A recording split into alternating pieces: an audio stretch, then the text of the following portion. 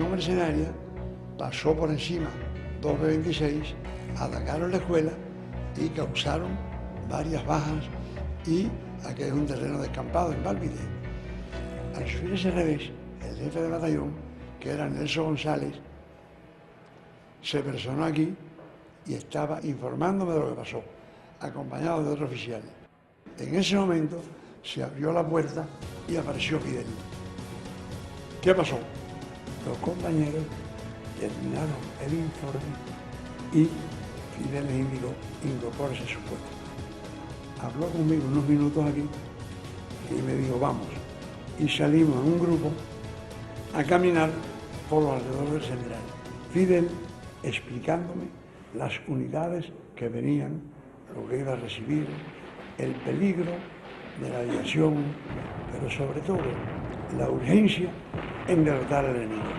Esa era la palabra, la urgencia en derrotar al enemigo. Consciente, por deducción lógica, al ver que la invasión estaba fracasada, ya estaba taponada aquí, y ya teníamos una cabeza de playa del lado de allá. Es decir, que ya la derrota estaba sellada. El comandante volvió para la oficina. Cuando se acaba de puntualizar, bueno, ya viene la artillería antiaérea, mira, estaban pasando una batería de artillería de 85 por aquí, ahora sí puedes irte para Válvide. Yo me viro para acá, eso aquí mismo, y digo: Martínez, que es el oficial que trabajaba conmigo en los mapas, agarra los mapas que nos vamos. Dice Fidel: Martínez, los mapas y tú se quedan, el que se ve Fernández. Fue importante el movimiento en todas direcciones. El hecho del ataque continuo y la inestabilidad permanente que tuvo la brigada impidió que un gobierno títere que habían creado después de muchas discusiones para determinar quién era el presidente y quién no era presidente, en una barraca en Opaloca, en la Florida, para trasladarlo aquí y seguir el siguiente trámite, que era reconocer un gobierno en armas, pedir ayuda a la OEA, y debo añadir que había 2 portaaviones y un portahelicóptero, el Boxer, que tenía más de 2.000 marines a bordo y los medios para desembarcar. Con el desembarco por Playa Larga y Playa Girón de la Brigada 2506, eso constituyó el acto final de la más grande operación subversiva que había sido organizada por la Agencia Central de Inteligencia, por la CIA, hasta aquel momento contra gobierno extranjero alguno. Ellos no lograron destruir a la aviación cubana y no lograron entonces superioridad aérea sobre Bahía de Cochino, porque la idea era lograr superioridad aérea y después bombardear a los defensores cubanos. La Casa Blanca sabía de inestabilidad, porque el jefe de la brigada, desde por la mañana, no había acabado de desembarcar y ya sabía el auxilio: atacar a la flota, hundir el río Escondido, que tenía a bordo prácticamente todos los abastecimientos vitales concentrados en él, y al embarrancar al otro barco, todos los demás huyeron. Y está en los partes, la Marina de los Estados Unidos fue a capturar a algunos para que retornaran a 50 millas y más. Es decir, que los capitanes de los barcos, que eran barcos alquilados, barcos de transporte, de la compañía García Lines, vieron que iba la vida y se cortó el cordón de abastecimiento, el flujo, el refuerzo y hasta en algún grado de comunicaciones.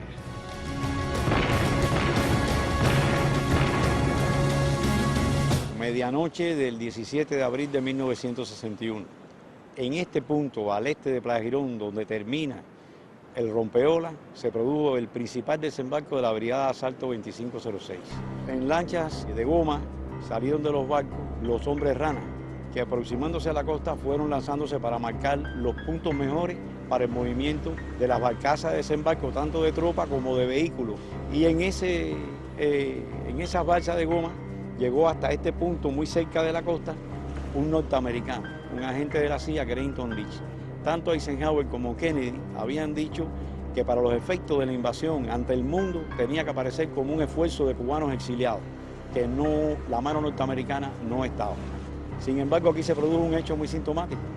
El primer disparo que se produce en Irón lo produce un norteamericano, el agente de la CIA, Creighton Leach, que acostado en la balsa de goma ve un jeep que se desplaza por aquí. En ese jeep venía uno de los jefes de milicia de los camponeros aquí de la Ciénaga, Mariano Mustelier, que estaba siendo acompañado esa noche de guardia por un brigadista, un muchachito muy joven de 14, 15 años, se llamaba Valerio Rodríguez. Según cuenta Valerio, por las luces que había visto, que había algún barco que se había equivocado y que iba en dirección de Cienfuegos y equivocadamente se había introducido en la bahía. Y Creighton Leach dispara sobre los faroles del jeep y los cristales de los faroles hieren paradójicamente al brigadista Valerio Rodríguez. Quiere decir, se produce la siguiente paradoja para la historia. El primer disparo lo hace un norteamericano y el primer herido resulta ser un brigadista que estaba aquí para enseñar a leer y escribir. En la madrugada del 17, uno de los alfabetizadores, que era casi un niño, había ido a patrullar con el sereno de la playa, que no queríamos en ningún momento, otra compañera y yo, dejarlo ir porque era responsabilidad fundamentalmente mía. Y él fue, al final fue, y al producirse la invasión, que oímos el tiroteo, que nos estábamos trabajando todavía en toda la documentación y la organización de la campaña, miramos por la ventana y vimos las luces de bengala, salimos corriendo para el cuartelito y cuando llegamos allí, el que estaba recorriendo la playa dice, es un desembarco y el muchacho está herido. Hubo un tiroteo enorme, enorme, que allí ese fue el momento que yo sentí más, porque sentimos miedo, porque no podemos negar lo que sentimos miedo en aquel momento, aquel tiroteo tan enorme, que nos tiramos los colchones encima, que fue lo que nos salvó. Nos mantuvieron rodeada la cabaña, que era la escuela, toda la noche allí hasta que amaneció. Allí en el club nos fueron entrevistando uno a uno. El que me entrevistó a mí, que era el hijo de un terrateniente de Las Villas, me dijo que por qué Fidel me obligaba a estar allí. Yo dije que Fidel no obligaba a nadie a estar en ninguna parte. Que estábamos allí, los alfabetizadores, porque estaba la campaña de alfabetización, cuyo objetivo era llevar la luz de la enseñanza hasta el último rincón. Y eso es lo que estábamos nosotros allí haciendo porque queríamos, no porque nadie nos obligaba. Montaron las armas, ahí sí dije, ya esta es la última vez, porque no hubo maltrato físico, pero psicológico sí hubo mucho, porque cada momento ellos montaban las armas como si nos fueran a disparar. Allí nos tuvieron todo el día con Radio Swan puesto, diciéndonos que ya la milicia se había rendido, que ya estaba terminada la invasión, que nosotros esperábamos. Los primeros 2 años después de la revolución, algunos creyeron la propaganda, digamos, de Radio Swan de los Estados Unidos. Y por eso varias familias cubanas mandaron a sus chicos a los Estados Unidos, aceptando como verdad la idea de que el gobierno iba a sacar a los chicos de la familia y ponerles en una institución estatal. La operación Pedro Pan fue el resultado de eso. Pero eso en los primeros años, ahora después de tantos años de propaganda absurda del sur de Florida, de las varias emisoras, los cubanos saben perfectamente bien que son mentiras. En este lugar establecido el puesto de mando en un bohío el día 17 de abril en horas de la tarde. Y desde aquí dirigimos las operaciones. Es aquí donde llegó el compañero Fidel, se ubicó en la dirección, se le explicó cuál era la situación en ese momento y la agrupación de tropas que estábamos formando para atacar Playa Larga. Él dio numerosas indicaciones. Indicó el batallón 111 avanzar pasando por Soplillar y salir a Cayo Ramona. Aquí estaban cayendo cada pocos minutos proyectiles del enemigo que está a 4 kilómetros de aquí, en un lado, en otro, aquí y allá. De los cañones y retroceso, de los cañones de los tanques y de las piezas que ellos tenían. Fidel se retiró al único lugar que había teléfono, que es el Central Australia. Era muy importante la comunicación con La Habana. Él quedaba aquí sin esa comunicación, aislado de lo que pasaba en el mundo. Lo que aconteció fue que de La Habana llamaron que había un desembarco por Bahahonda, en la zona de Pinar del Río, que está relativamente cerca de La Habana. Él quiso comprobarlo, no lo creía, porque él, cuando ya hablamos aquí, ya él tenía concebido cómo es que esta era la dirección principal del enemigo, que lo estaba empleando todo aquí.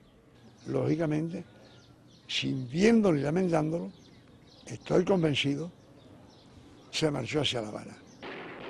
El día 17, por la noche, cuando no pudimos tomar Playa Larga, empezamos a pensar en posibles acciones a tomar y acciones del enemigo. No pensé nunca que el enemigo iba a avanzar. Estaba a la defensiva, sin duda, y ordené a las 4:30 o 5 de la mañana despertar a toda la artillería antiaérea, que fue un arma de gran importancia, y esos jovencitos se batieron como veteranos consagrados en la defensa contra la aviación. Indiqué posición 1, quiere decir todo el mundo en su pieza, listo para disparar. Al amanecer apareció un B-26, aquí se vio clarito, a 200, 300 metros. Cuando llegó a la altura ahí, todo el mundo rompió fuego hacia allá. Batería antiaérea 4 bocas y cañón antiaéreo. El avión viró y se alejó. Su propósito era atacar aquí, pero fue disuadido por esta acción. El Playa fue tomado por la mañana y ya alrededor de las 4 de la tarde estamos muy cerca de Punta Perdiz, donde fueron atacados los ómnibus donde viajaba el batallón 123.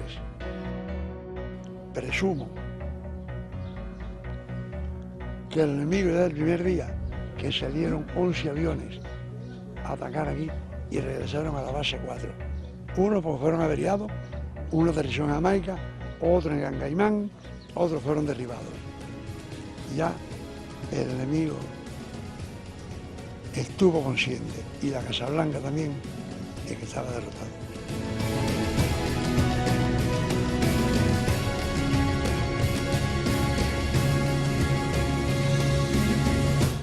Los pilotos ex cubanos se negaron a volar sobre Bahía de Cochinos. La explicación oficial de ellos es que estaban cansados, pero se había vuelto peligroso porque había una fuerza aérea cubana. En el plan de la operación no habría una fuerza aérea cubana, se podía bombardear sin riesgo. Y entonces fueron pilotos norteamericanos, 4 pilotos norteamericanos de la Guardia Nacional de Alabama, que habían sido contratados para entrenar a esta gente, que volaron sobre Bahía de Cochinos para atacar a la milicia del ejército cubano que estaban peleando.